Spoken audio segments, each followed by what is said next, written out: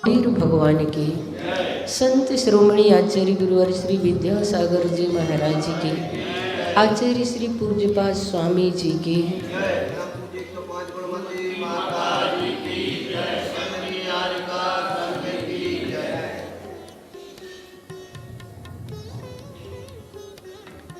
आज यहाँ पर हम समझेंगे कि जीव और पुद्गल ये दो द्रव्य ऐसी हैं जिनके लिए कहा जाता है जीव और पुद्गल नाचे या में कर्म उपाधि है।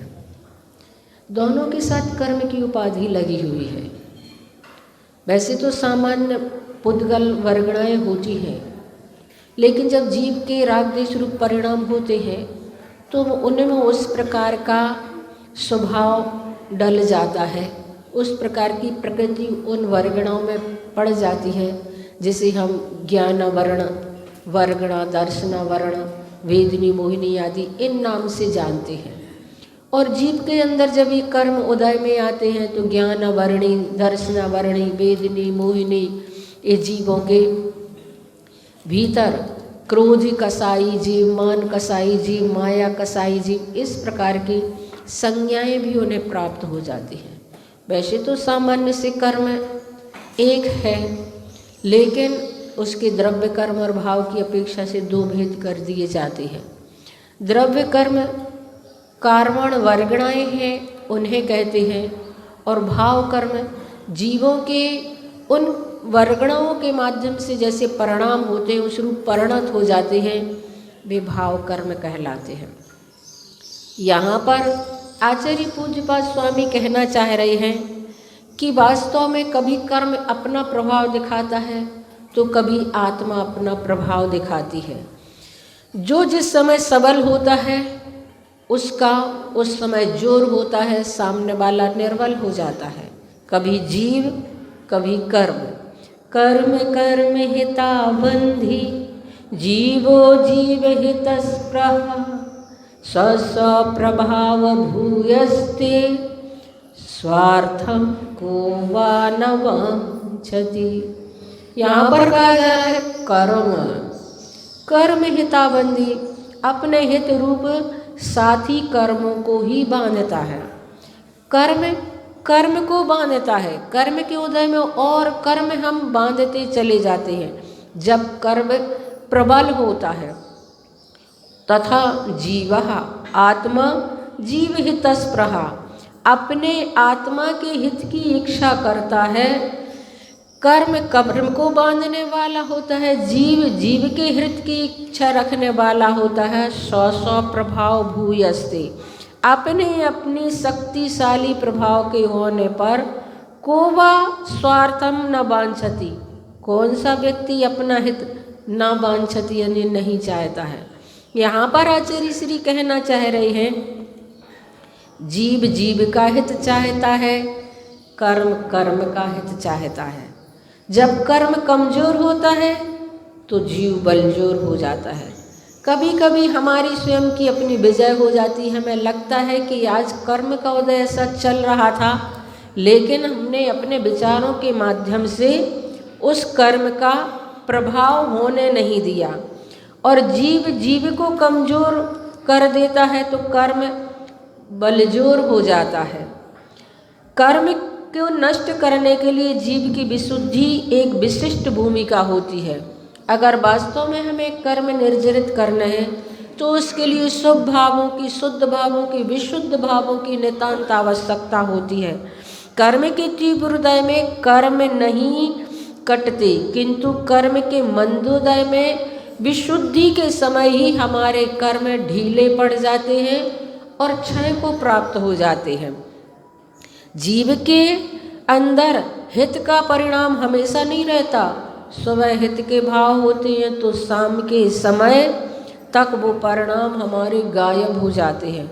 कभी कभी हमारा परिणाम बनता है कि हम ऐसा करें, इतना त्याग करें, ऐसा संकल्प लें, और अगर उस समय कर लिया तो कर लिया, अन्यथा तो फिर लगता अब तो नहीं कर पाएंगे, इतनी सामर्थ्य नहीं है, इतना साहस नहीं है, इतनी परेशानी है, पता नहीं कहाँ कहाँ के विचार परेशानी रूप में आ जाते हैं। आचार्य श्री ने कहा जैसे कोई तैराक तैरने में निष्णात है, फिर भी वह उस समय अपने तैरने की कला को नहीं दिखा सकता जिस समय नदी में तीव्र बाढ़ होती है, और उस समय अगर वह उसमें कूदता है तो डूबने की भी संभावना बनी रहती है। उसी प्रकार जब तीव्र कर्म का उदय होता है तो व्यक्ति संभल नहीं पाता, अपने आप को संभाल ही नहीं पाता, आपे से बाहर हो जाता है। आप लोगों को मालूम है ना, जब क्रोध आता है आपको अच्छी अच्छी नीतियाँ मालूम है, सब कुछ मालूम है, लेकिन क्रोध कर्म कहता है कि मेरे सामने तुम्हारी किसी भी हालत में नहीं चलेगी। और तीव्र क्रोध कर्म के उदय में जब चतुस्थानी कसाय होती है तब समझाने की दशा ही नहीं होती। आचार्य श्री कहते हैं अगर किसी को समझाना है तो द्विस्थानी जब कसाय हो, लता और दारू रूप हो, तभी उसे समझा सकते। हड्डी और पाषाण जैसी कसाय अगर तीव्र चल रही है तो तुम्हारा प्रभाव नहीं चलेगा और उस व्यक्ति का स्वयं भी नहीं चल पाएगा, वह स्वयं नहीं समझ पाएगा, आपे से बाहर हो जाता है। ऐसा ऐसा तीव्र तीव्र कर्म का उदय होता है। ऐसे बलजोर कर्म होते हैं जो निधत्ति निकाचित जैसे कर्म कहलाते हैं, जिनके सामने जीविका पुरुषार्थ गौण हो जाता है। कर्म के मंद उदय में ही पुरुषार्थ काम करता है। आचार्य श्री कहते हैं जैसे दूध उपना रहा है, और उपना रहा है तो उसमें क्या करना पड़ेगा, और अग्नि तेज करोगे तो क्या होगा, उसमें तो शांति धारा ही छोड़ना पड़ेगी, यानी कि जल के थोड़े से छींटे डालना पड़ेंगे तब कभी वह शांत होगा। उसी प्रकार से जब तीव्र कर्म का उदय होता है तो हम कितना भी संभलने की कोशिश करते हैं, संभल नहीं पाते हैं। जब एक दो दिन तक वह अपने वेग को नहीं, नदी संभाल लेती है, जैसे उसका वेग बहुत पूर्व था और जब एक दो दिन वह उसका वेग कम हो गया तब ही वह काम करता है। उसी प्रकार से कर्म के वेग जब आते हैं तो व्यक्ति के अंदर ऐसा उद्वेग आ जाता है कि वह अपने आप को ना कुछ समझ पाता है ना संभल पाता है। मैंने पढ़ा कि एक गांव में एक व्यक्ति रहता था, उसे बड़ा क्रोध आता था, जरा जरा सी बात में महाकाल बन जाता था। एक दिन तो इतना तीव्र क्रोध कसाय का उदय आया कि वह सीमा ही पार कर गई। उससे जैसे इतना तीव्र भयानक क्रोध आया कि जिसकी कोई सीमा नहीं थी, उसने उस क्रोध में अपने बेटे का गला दबा दिया। बेटा मर गया। बेटी को 5वीं मंजिल के ऊपर से गेंद की तरह फेंक दिया। बेटी मर गई।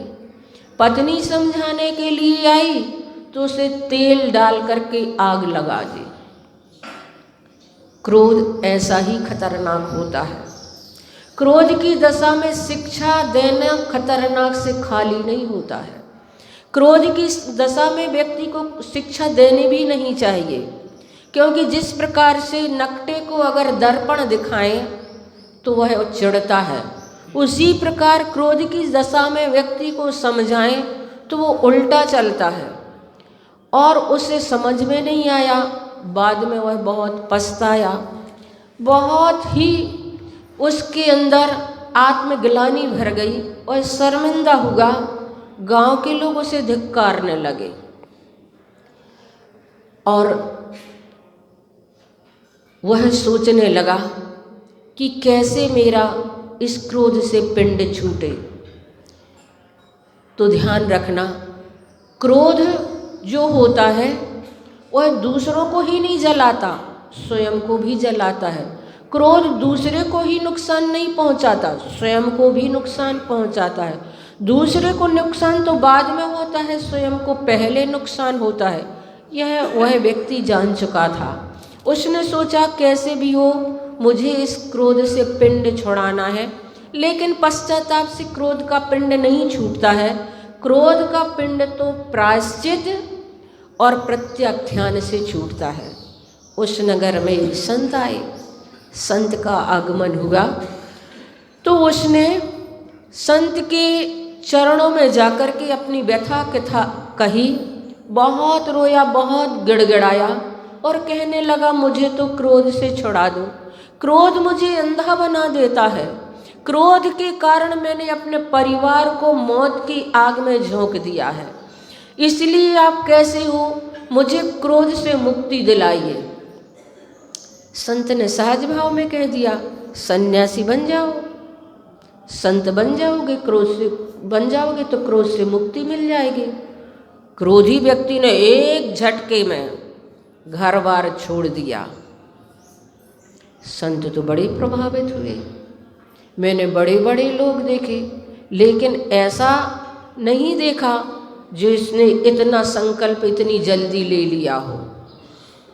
और वास्तव में ये भी क्रोध का दूसरा ही रूप था। उसने घर बार छोड़ दिया और संत बन गया, दीक्षा ले ली। और सब साधु तो सामान्य से तपस्या करते थे, इसकी तपस्या कुछ हट करके ही हुआ करती थी, क्योंकि क्रोध का किस्म बदल गया, क्रोध का तरीका बदल गया। अभी क्रोध दूसरों पर निकलता था, अब स्वयं पर निकालने लगा। दूसरे साधु तो 2-4 दिन में एक आध उपास करते थे, इनके 2-4 दिन बाद एक आध आहार होते थे। दूसरे साधु बैठ करके छाया में सामायिक करते थे, इनका ध्यान खड़े होकर के धूप में एक पैर से ध्यान करने लगे। दूसरे साधु सामान्य रास्ते से जाते थे, इनका तो कांटों और ककरीली रास्तों में जाना प्रारंभ हो गया। उसकी ख्याति दूर दूर तक पहुंच गई। इतनी तपस्या, इतनी साधना, बहुत पहुँचे हुए साधु हैं, बहुत ख्याति उनकी हो गई। शरीर सूख कर क्रश हो गया, कांटा जैसा हो गया। एक बार वो संत राजधानी में पहुँचे, वहाँ उसका मित्र था, पुराना मित्र। जैसे ही उसने सुना कि हमारा मित्र तो संत बन गया, उसने सोचा संत बन गया, बड़ा आश्चर्य हुआ। इतना क्रोधी व्यक्ति साधु बन कैसे गया, इतना क्रोधी व्यक्ति सन्यासी बन कैसे गया। जाकर के देखें तो कि सिर्फ अकेली वेश बदला है कि स्वभाव भी बदला है। जाकर के देखा, बहुत सारे दर्शनार्थी दर्शन के लिए उमड़े हुए थे। और उसने भी जाकर के देखा कि संत बहुत ऊंचे मंच पर सिंहासन पर बैठे हुए हैं। और देखा कि संत ने देख तो लिया है, अपने मित्र को पहचान तो लिया है, लेकिन अनदेखा सा कर दिया है। शायद वो पहचानना नहीं चाहते हैं। फिर भी उसने सोचा कि पास जाकर के देखें तो इनका स्वभाव बदला है कि नहीं बदला है, कि उसी रूप में है। पास गया, बैठा और पूछा आपका शुभ नाम। बड़े गुस्से में संत ने देखा, तुम क्या अखबार नहीं पढ़ते हो, टीवी नहीं देखते हो, बच्चे बच्चे मेरा नाम जानते हैं, तू मेरा नाम नहीं जानता। मेरा नाम सन्यासी शांति प्रसाद है। मित्र ने कहा बहुत अच्छा नाम है, बड़ी कृपा की आपने अपना नाम बता दिया। थोड़ी देर तक परमात्मा की चर्चा हुई और फिर कुछ देर बाद कहा मैं तो भूल ही गया, आपका नाम क्या था, आपने अपना क्या नाम बताया। उसने आंखें तरेरते हुए, आंखों से बिल्कुल जैसे अग्नि बरस रही हो, गुस्से में कहा, डंडे की तरफ हाथ गया कि मेरा नाम भूल गए हो, बहरे हो गए हो क्या, मैंने बताया था ना मेरा नाम शांति प्रसाद है। फिर थोड़ी सी चर्चा हुई। चर्चा के बाद मित्र ने कहा मैं बहुत भुलक्कड़ स्वभाव का हूँ, मेरी याददाश्त कम हो गई है, मैं बहुत जल्दी भूल जाता हूँ। आप बताइए ना, आपने अपना क्या नाम बताया था। उसने डंडा उठाया और उसके सिर पर ही मार दिया और कहा कि मैं सिर फोड़ करके ही रहूँगा तेरा, तुझे इतना भी नहीं पता है, इतना भी याद नहीं रहता है, मुझे परेशान करने के लिए आ गया है। बहुत सारा उस व्यक्ति के लिए चिल्लाया। मित्र ने कहा कि मैं समझ गया, मुझे आपका नाम याद आ गया, बहुत अच्छे से याद आ गया, पर मैं सिर्फ इतना कहना चाहता हूँ कि आपका नाम शांति प्रसाद ना हो करके अगर ज्वाला प्रसाद होता तो बहुत अच्छा रहता। आपने अपना वेश बदल लिया, परिवेश बदल लिया, आचरण अभी भी नहीं बदल पाए। आप मेरे पुराने मित्र हैं, मैं आपको अपना हितैषी मान करके कहना चाहता हूँ कि वास्तव में आपने बहुत कठिन साधना की, आप बहुत तपस्या कर रहे हैं। कृपा कर वेश को बदलने के साथ साथ अपने स्वभाव को भी बदलने की कोशिश करें। आचार्य श्री ने भी लिखा है, ना मोक्ष मार्ग कच लुंचन मात्र से हो, साधु नहीं बसन मुंचन मात्र से हो। साधु बनने के लिए स्वभाव का बदलना बहुत जरूरी होता है। उस समय कर्म कितना भी अपना प्रभाव दिखाते रहे, लेकिन पुरुषार्थ चलता है साधक का कि हम अपने कर्म की नहीं चलने देंगे।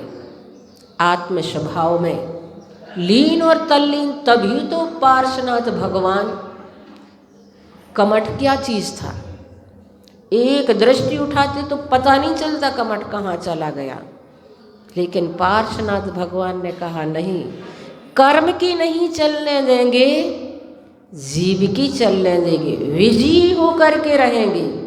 और वास्तव में उन पार्श्वनाथ भगवान ने कमठ के इस प्रकार के कृत्य से कर्म कर्म हिताबंधी, जीवो जीव हृतस्पृहा, उनका जीव, उनकी आत्मा अपना हित चाहती थी, इसलिए उन्होंने अपने उस ध्यान में लीन और तल्लीन होकर के अपनी आत्मा को ऐसा मजबूत किया, अपनी आत्मा को इतना दृढ़ बनाया, अपनी आत्मा का ऐसा हित साधा कि भगवान पार्श्वनाथ बन गए।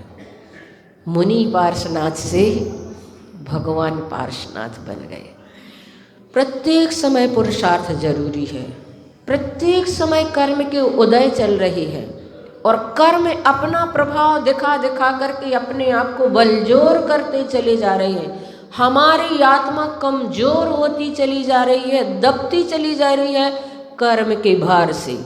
6 डाला में भी पढ़ा ना, कभऊ आप भयो बलहीन, सबिलन कर खायो अति दिन। तो वो तो उसमें कहा गया है कि कभी हम बलहीन हो गए तो सबल सिंह आदि के द्वारा खाए गए। उसी प्रकार से कभी हमारे आत्मा का प्रभाव कमजोर रहा तो कर्मों ने अपना ऐसा प्रभाव दिखाया, ऐसा प्रभाव दिखाया कि हम निर्बल और बलहीन होकर के, दीनहीन होकर के अपनी आत्मा को पतित करते चली गई। तो यहाँ पर कहा जा रहा है, कर्म कर्म हिताबंधी, जीवो जीव हितस्पृहा, स्व स्व प्रभाव भूयस्ते। दोनों अपना अपना प्रभाव दिखाते हैं, पर स्वार्थम को ना वांछति, कौन अपना स्वार्थ नहीं चाहता। कर्म अपना स्वार्थ चाहता, जीव अपना स्वार्थ चाहता। अगर जीव अपना स्वार्थ चाहता होता तो कर्म के प्रभाव से वह प्रभावित नहीं होता, लेकिन हम कर्म के प्रभाव से बहुत जल्दी प्रभावित हो जाते हैं। इसका मतलब है हम अपने जीव स्वभाव को भूले हुए हैं। समय हो गया है, 9 बार बड़े बाबा का जाप करेंगे। ओम ह्रीं श्रीं क्लीं मैं बड़े बाबा रे हम नमः।